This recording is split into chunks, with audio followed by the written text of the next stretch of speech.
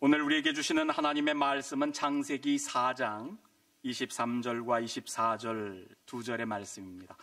창세기 4장 23절, 24절 말씀 우리 한 목소리로 같이 봉독하도록 하겠습니다.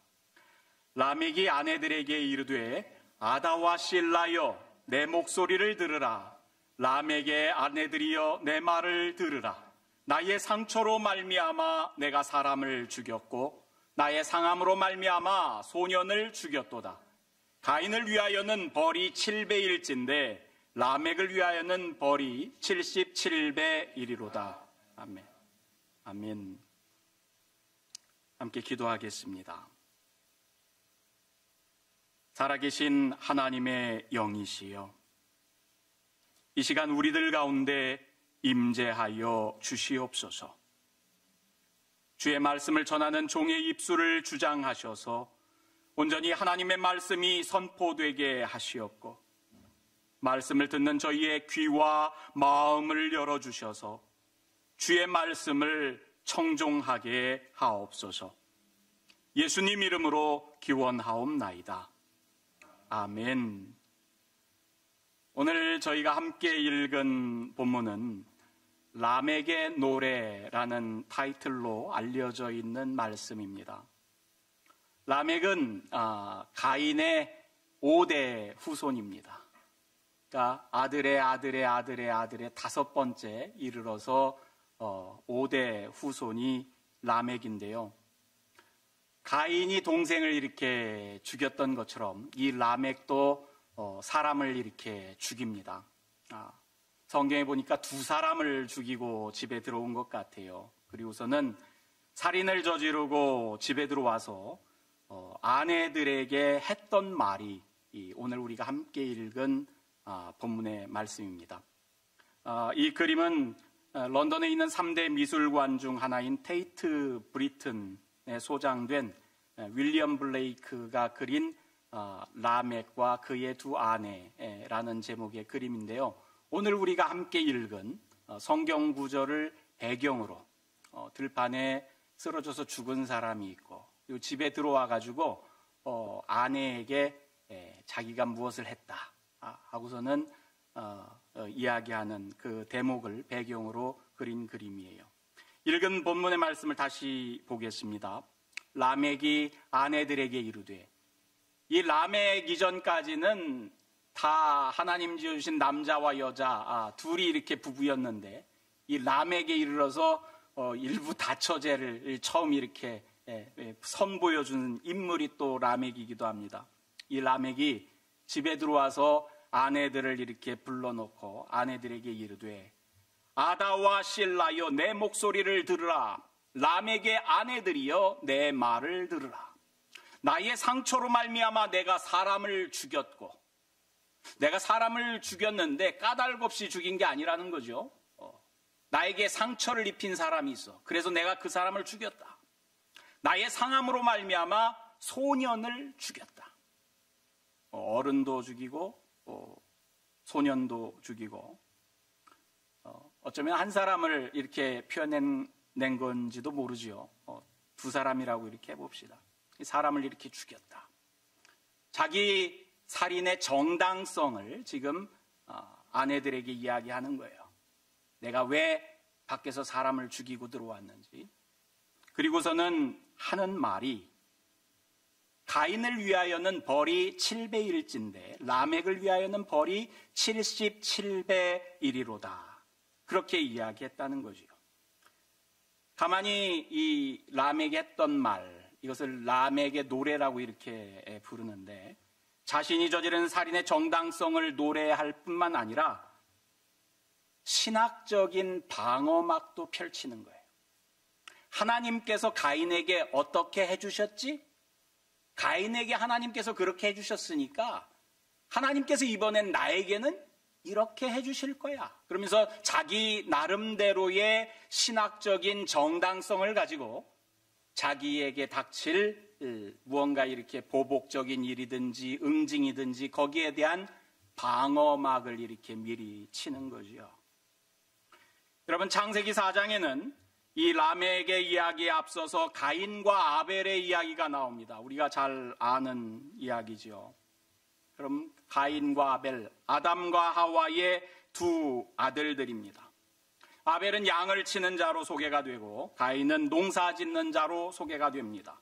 세월이 지나서 가인은 땅의 소산으로 제물을 삼고 또 아벨은 양의 첫 새끼와 그 기름으로 제물을 삼아서 여호와께 제사를 드립니다.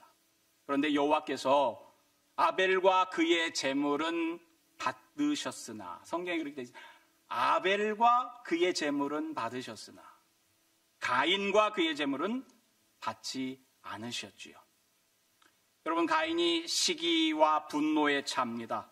그래서 그 분으로 들판에서 동생을 불러내어서 아우를 쳐서 죽이는 사건이 일어나지요. 창세기 4장에 있는 최초의 살인사건이요. 그것도 형제 살해지요. 여러분, 이 사건이 일어난 후에 하나님께서 가인에게 이렇게 말씀하십니다. 네가 무엇을 하였느냐? 이 말 앞에 네 아우가 어디 있느냐? 그렇게 묻죠. 그러자 가인이 내가 내 아우를 지키는 자니까? 그렇게 대답해요. 그러자 하나님께서 너 무슨 짓을 했니? 그러면서 지금 가인에게 이야기하는 거예요. 네 아우의 핏소리가 땅에서부터 내게 호소하는구나. 땅이 그 입을 벌려서 네 손으로부터 네 아우의 피를 받았은즉 네가 땅에서 저주를 받으리니 네가 밭을 갈아도 땅이 다시는 그 효력을 내게 주지 아니할 것이요 너는 땅에서 피하며 유리하는 자가 되리라. 여러분, 가인의 아버지인 아담은 하나님 앞에서 범죄하면서 네가 앞으로 땅을 갈아야, 땅에서 종일토록 수고해야 땅이 너에게 소산을 줄 거야. 그러면서 여러분, 선악과를 먹고 죄를 범하면서 에덴에서 이렇게 쫓겨났잖아요. 그 아들 가인은 이제 종일토록 수고해서 땅이 이렇게 소산을 내줄 형편인데 저주를 받아가지고 네가 아무리 수고해도 아무리 밭을 갈아도 땅이 더 이상 너에게 효력을 발해주지 않을 거야. 소산을 너에게 주지 않을 거야. 지금까지 땅에서 얻은 소산으로 하나님께 이렇게 제물을 드리면서 제사를 지내기도 했는데 이제는 땅이 그렇게 하지 않을 거라는 거죠. 그러면서 너는 땅에서 이렇게 피하면서 유리하는 자가 될 거야. 하나님께서 그렇게 말씀해요. 그러자 가인이 하나님께 이렇게 응답합니다. 내 죄벌이 지기가 너무 무겁습니다. 주께서 오늘 이 지면에서 나를 쫓아내시온즉 내가 주의 낯을 배웁지 못하리니 이제 하나님의 낯을 더 이상 뵙지 못할 거예요. 하고서 이제 자기 운명에 대한 것을 이야기를 해요. 그러면서 내가 땅에서 피하며 유리하는 자가 될 것인데 물은 나를 만나는 자마다 나를 죽이겠나이다. 이렇게 하나님께 이야기하죠. 여러분, 주일학교 학생들이 또 초신자들이 많이 가지는 의문 가운데 아니 맨 처음 사람이 아담이고 그 아내가 하와고 그리고 아들을 둘 낳았는데 하나는 가인이고 하나는 아벨인데 아벨이 가인에게 죽었고 이제 아담의 집에서 쫓겨나가지고 이 에덴의 동편으로 이렇게 갈 형편이 된 가인인데 아니 쫓겨나가서 나가면 지금까지 성경의 등장인물이 아담하고 하와하고 가인하고 아벨밖에 없는데 누가 또 있어가지고 나를 죽인다. 만나는 사람마다 나를 죽이겠나이다. 이렇게 이야기합니까? 하면서 많이 묻지요. 사람들이 묻기도 하고 어쩌면 여러분들 중에도 그런 생각을 하고 또 물음을 이렇게 가지고 계신 분들이 계실런지 모르겠어요. 그런데 알기 바랍니다. 성경은 아담이 가인을 낳고 가인이 누굴 낳고 또 나중에 아담이 셋을 낳고 셋이 에노스를 낳고 여러분 성경은 인류의 계보를 여러분들에게 알려주기 위해서 쓰여진 족보책이 아니요. 그리고 창세기 역시 지구나 인류의 계보, 지구가 이렇게 만들어졌어. 그런 것을 알려주는 지구과학 책도 아니고요. 인류학 책도 아니에요.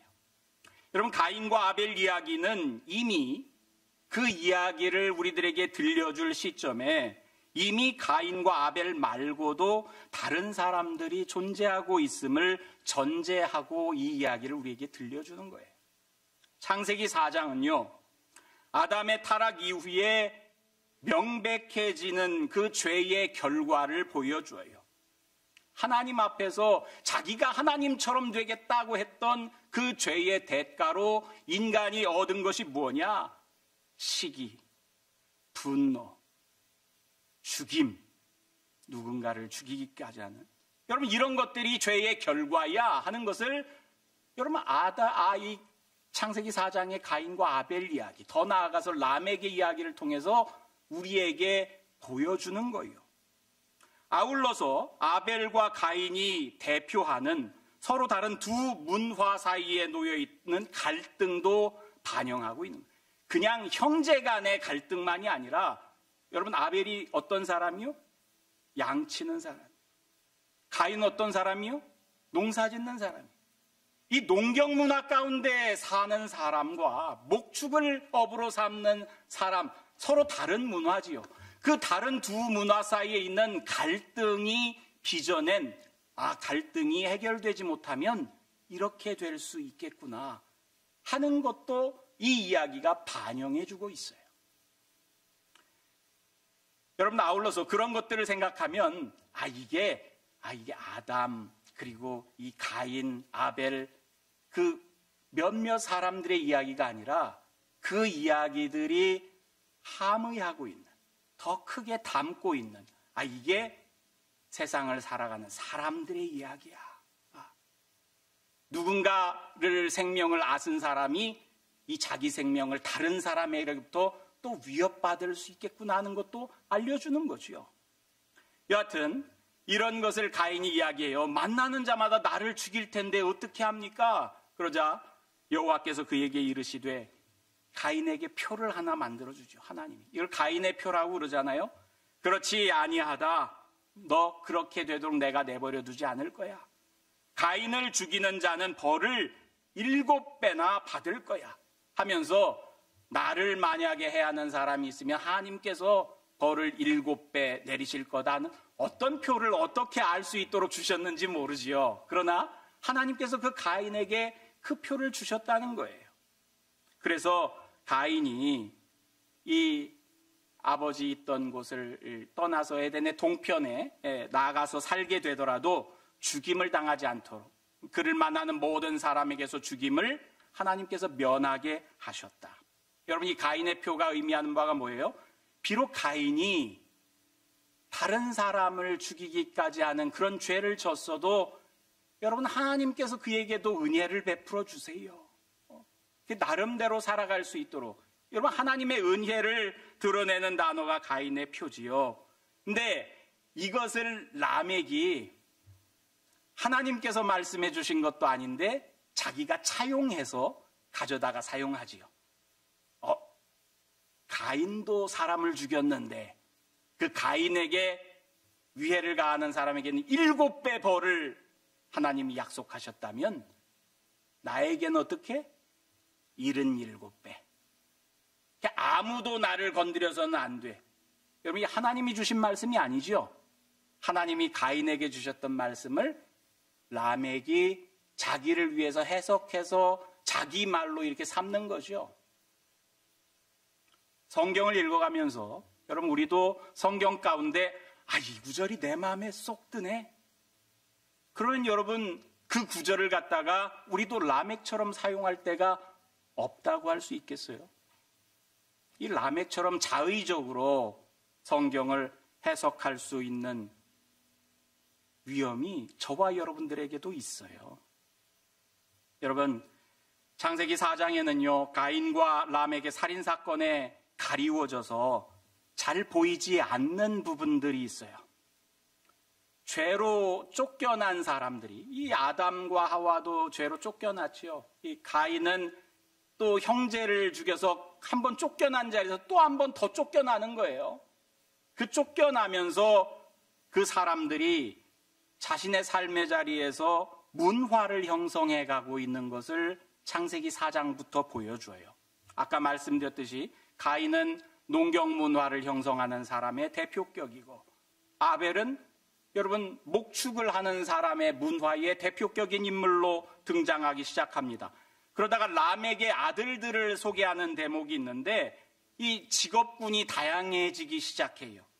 이 성경에 보니까 아다는 이 람에게 두 아내 중 하나지요. 아다는 야발을 낳았으니 그는 장막에 거주하며 가축을 치는 자의 조상이 되었고, 그의 아우의 이름은 유발이니 그는 수금과 퉁소를 잡는 모든 자의 조상이 되었고.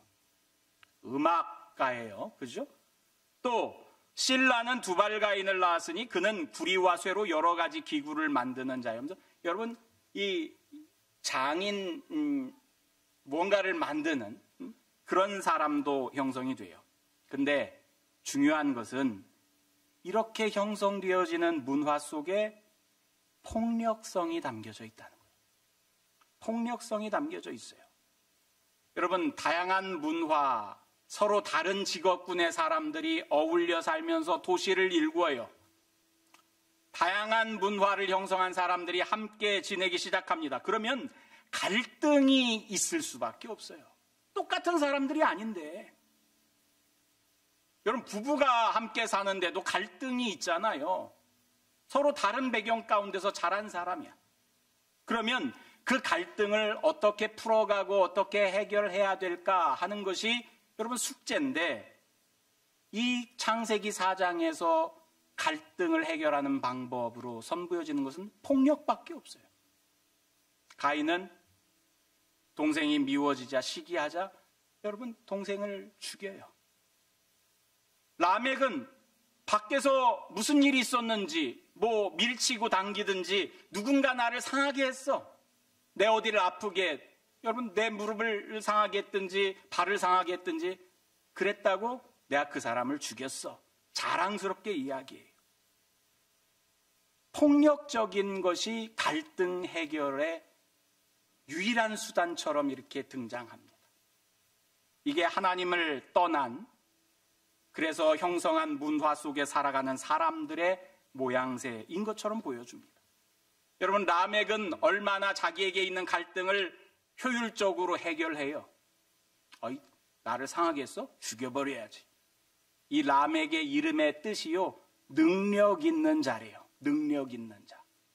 라멕을 이길 만한 사람이 없어. 라멕만큼 능력 있는 사람이 없어. 라멕의 주먹이 최고야.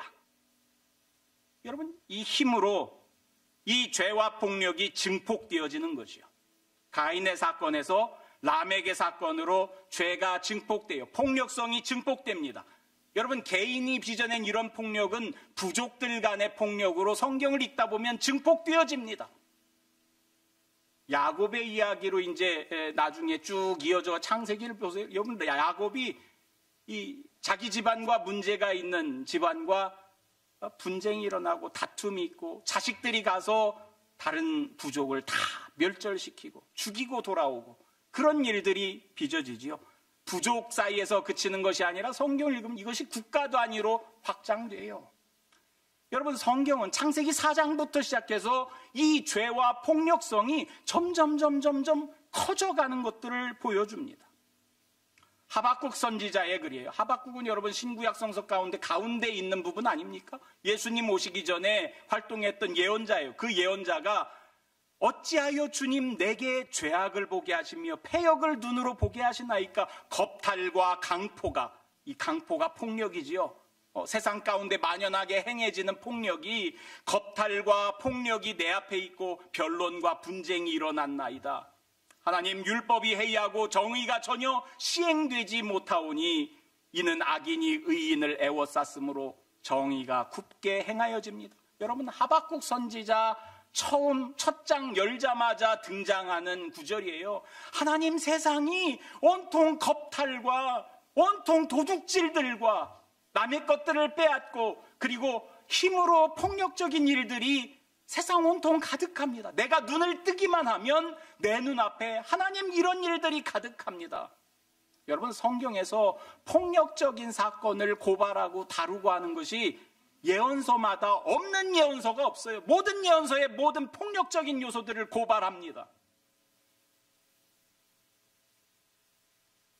성경의 시대만 그런가요? 여러분, 열흘 정도 지났습니까? 이 NBC 뉴스의 대목을 제가 캡처해서 이렇게 스크린으로 옮겼는데요. 오늘의 세상도 마찬가지죠. 타이어 니콜슨이라는 청년이 있었어요. 교통 질서를 위반했다고, 신호를 위반했는지 경찰이 와서 차를 세우고 그를 차에서 이렇게 내리도록 하지요.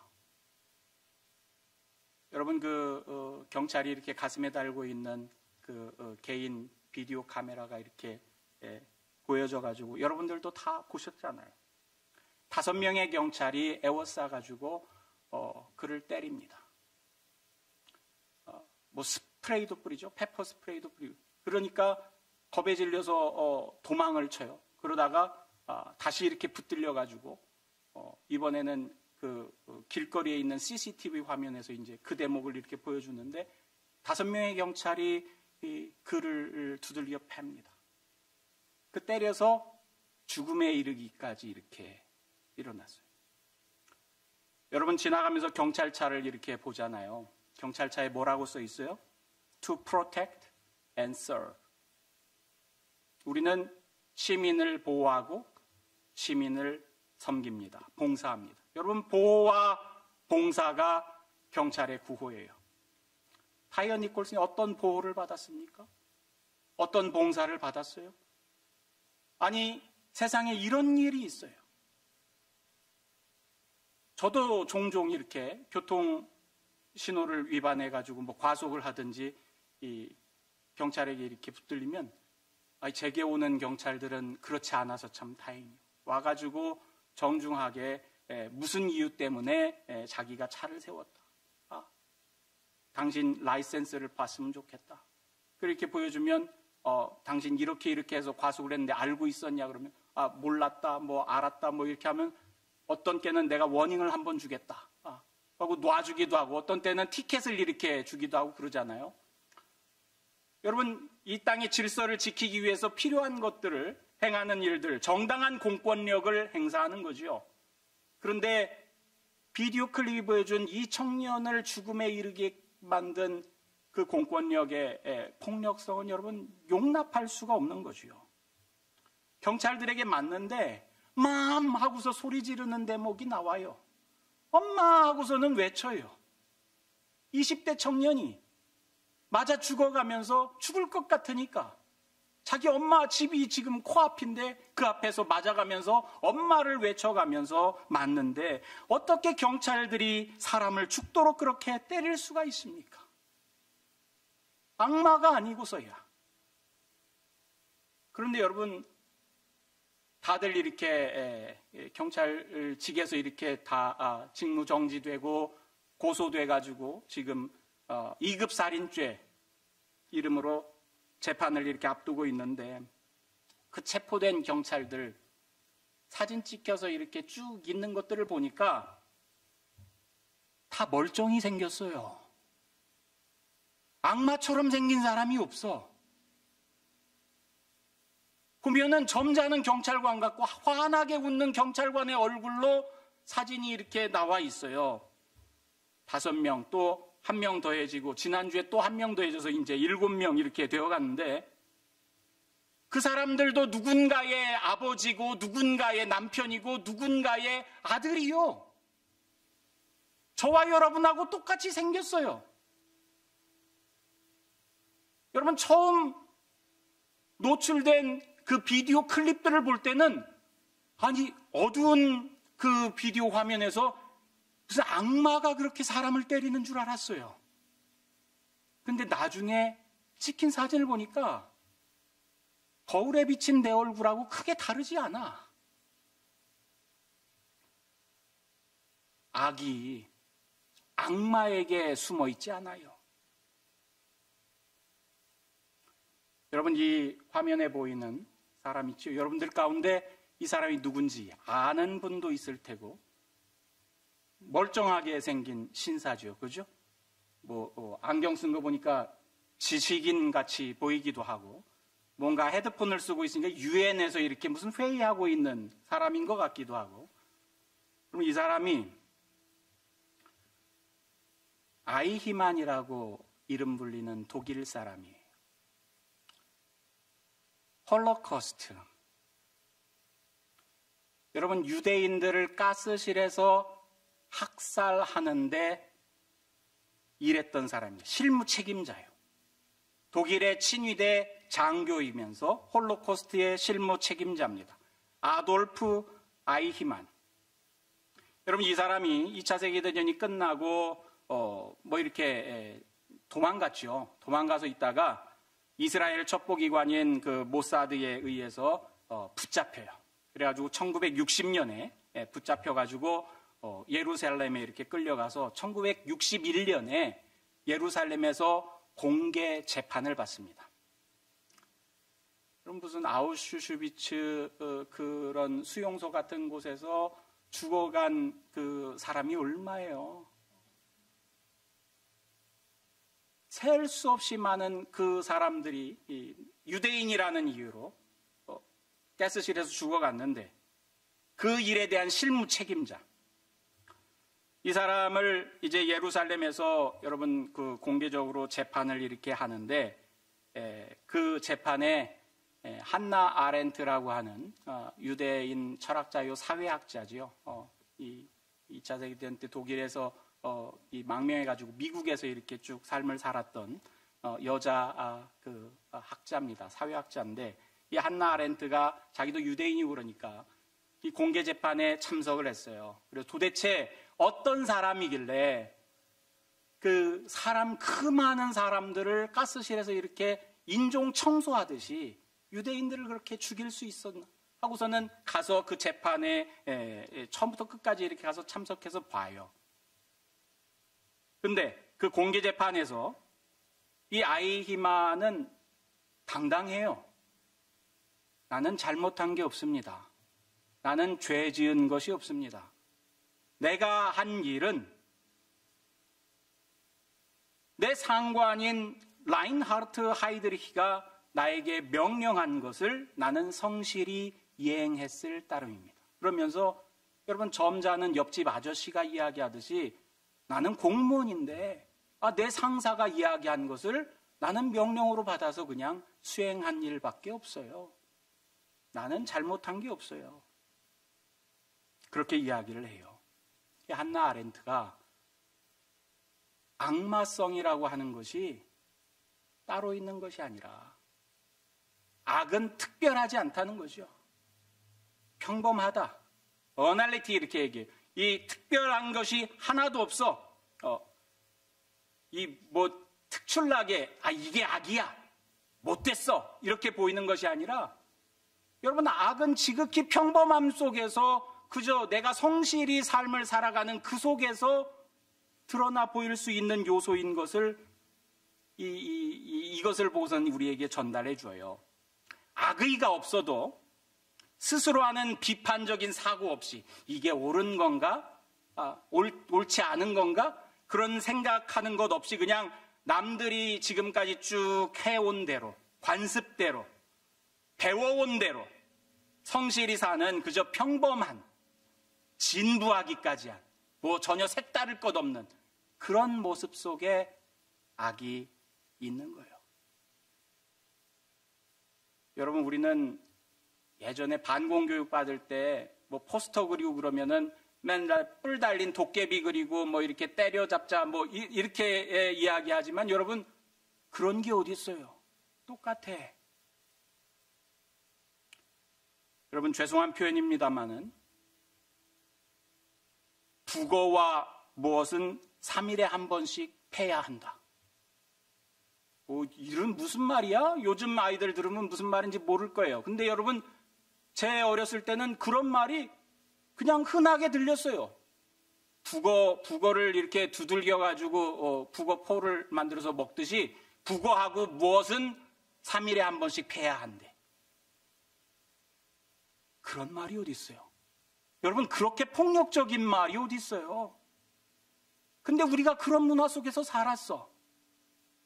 벙어리 3년, 귀머거리 3년, 여러분 소경 3년. 요즘은 벙어리란 말도 그 말이 폭력적이다.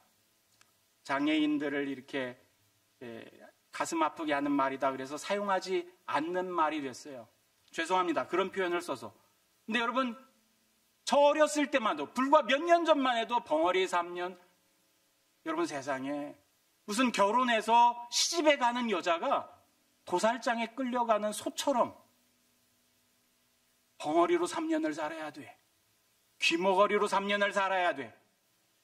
여러분, 우리가 그런 것이 당연한 것처럼 여기는 그런 문화 속에서 살아왔어요. 여러분 안 그래요?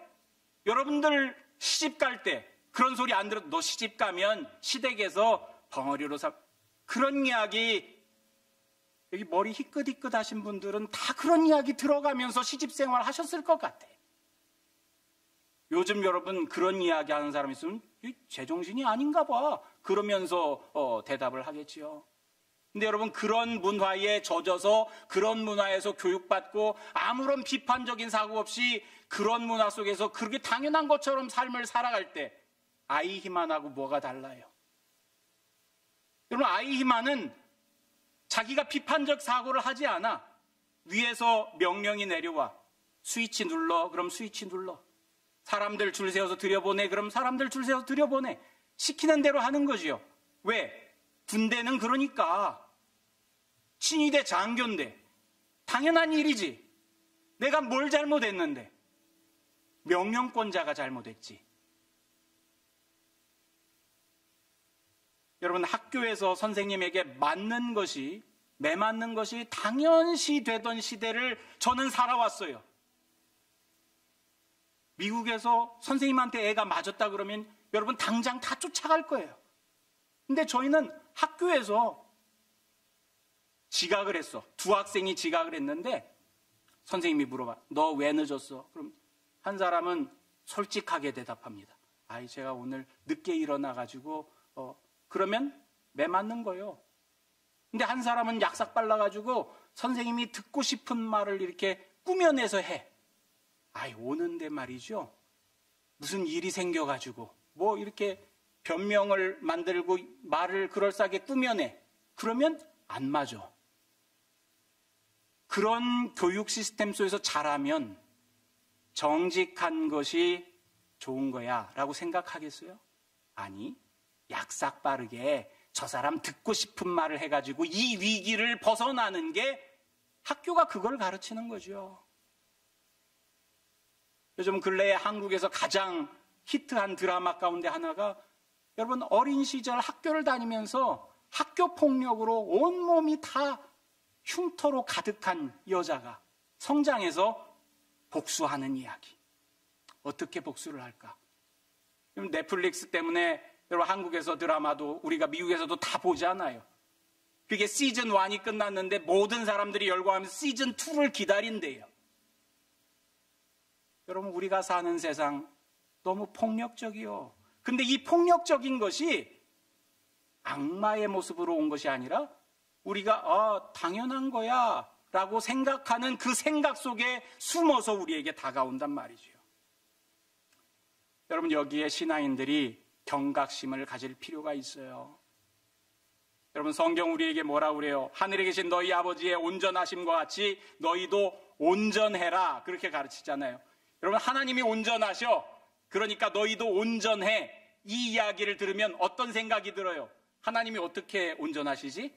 완벽하셔. 그런 분이야. 우리도 흠 없이, 죄 없이 완벽해야지. 이런 의미인가요? 아니요. 여러분, 이 말씀을 읽어보면은요, 그러므로 하늘에 계신 너희 아버지의 온전하심과 같이 너희도 온전하라. 이 이야기가 무슨 이야기 가운데 있어요? 너희 원수를 사랑해라. 너희 박해하는 자를 위해 기도해라. 그렇게 한즉 하늘에 계신 너희 아버지의 아들이 될 거야. 하나님이 악인에게 선인에게 해를 다 비추어 주듯이 누구 너희 사람 가리면서 사랑하지 말고 원수까지도 너희가 사랑해. 여러분, 원수 사랑이 온전함이요. 하나님이 온전하심처럼 우리가 온전해지는 것, 원수까지도 사랑하는 것.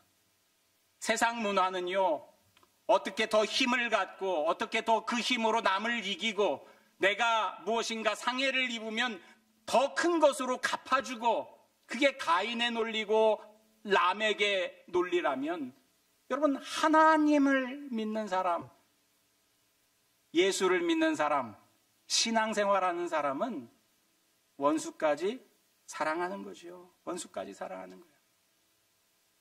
창세기에 보면 창세기 2장에 생명나무가 나오고 선악을 알게 하는 나무가 나오는데요, 생명나무에게는 관심이 없었어. 아담도 하와도. 관심 있는 게 뭐요? 선악을 알게 하는 것. 소위 얘기해서 시시비비를 따져서 네가 옳으냐 내가 옳으냐, 거기에 사람들이 관심이 있어요. 어떻게 사람을 살릴까, 어떻게 이 사람을 살릴까, 거기에 관심이 있는 것이 아니라 네가 옳으냐 내가 옳으냐, 거기에 관심이 있어요. 여러분, 신앙인은요, 네가 옳으냐 내가 옳으냐가 아니라 어떻게 살릴까, 어떻게 병든 사람을 살리고 어떻게 폭력성으로 젖어 있는 이 세상을 우리가 살릴까.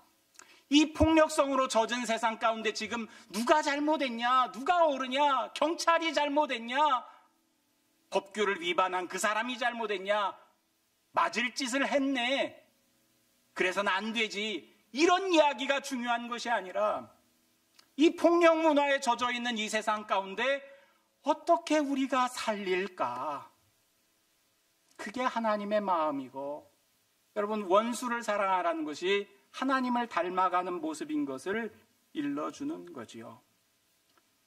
여러분, 예수님께서 7번 그리고 77번 거기에 상응하는 말씀 우리에게 들려주잖아요. 베드로가 주님, 나에게 형제가 죄를 범하면 내가 몇 번 용서해 주게 되겠습니까? 7번 용서해 주면 되겠습니까? 그래서 주님이 뭐라 그래요? 야, 7번 아니라 7번씩 70번. 저는 여러분, 이 구절이 람에게 노래에 예수님께서 일부러 대응해서 우리에게 알려주는 말씀이라고 생각해요. 보복을 가하는데 77배로 보복할 거야, 그런 말이 아니라 내가 7번씩 70번도 용서해 줄 거야, 그런 마음으로 갈 때 우리에게 평화가 임할 수 있으리라고 봅니다. 세상은 폭력으로 병들어갑니다. 사도 바울이 평강의 주께서 친히 때마다 일마다 너희에게 평강을 주시고, 이렇게 간구하는 것처럼 이 폭력 문화에 젖은 세상 가운데서 저와 여러분에게 주님 주시는 평화가 새롭게 임하고, 또 저와 여러분이 평화의 일꾼으로 쓰임받게 되기를 우리 주님의 이름으로 축원합니다. 하나님, 우리 삶 속에 함께하여 주시어서 폭력 문화 가운데 병들어 있는 이 세상을, 신음하는 우리 가정을, 우리 교회를, 이 시카고 사회를 하나님 주시는 평화로 채워갈 수 있게 하여 주시옵소서. 나부터 평화의 일꾼 되게 하옵소서. 나부터 응징의 언어보다는 용서의 언어를 사용할 수 있게 하여 주시옵소서. 우리 사랑의 공동체가 말 그대로 사랑을 드러내고 평화를 드러내는 공동체 되게 하여 주시옵소서. 감사드리며 예수님 이름으로 기원하옵나이다.